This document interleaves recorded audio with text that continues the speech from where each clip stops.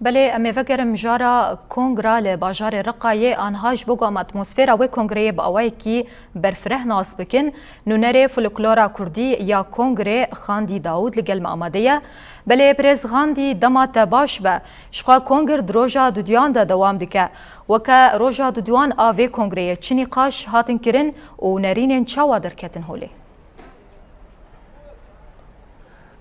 شب واجوارا و تماشا هیجیارا و دبن نيفي وجامعة شرق شكل دبن نيفي مؤتمر الدولي الأول لحماية التراث المادي واللامادي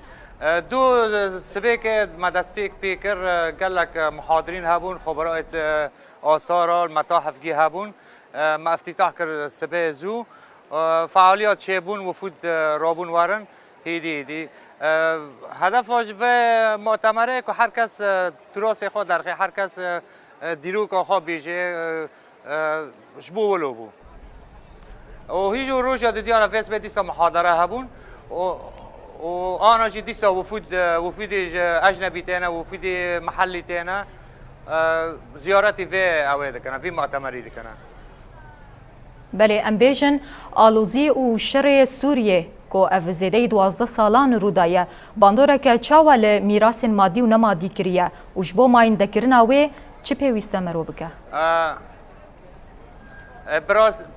براسی پر تاثیر لیبو بس ایمن یک جوانم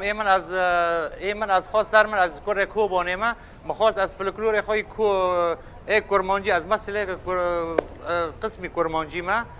مبتراس خواب آب خواب من و مسئله کرد اری یعنی پر تاثیر لیبو مثلا حرب ما حرب پر تراس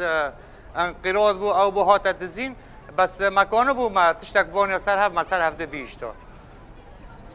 بله یعنی گله مکانه بو بانی مهانین بله اری یعنی و حرب تاثیر کرد بله گله کس شخواش در و دریا زومه جیر بجداری کنگره بون نرین وان چنه وان جی چی گوتن نرين وانا براسي دو وفد محلي بون انا جي وفد اجنبي هنا الساعه شاشاده رابون وارن يعني وفد اجنبي هيرو رابون وارن جي ساعات شاشاده دست بيكريه هين براسي يعني وامر اوكر از باوانا بون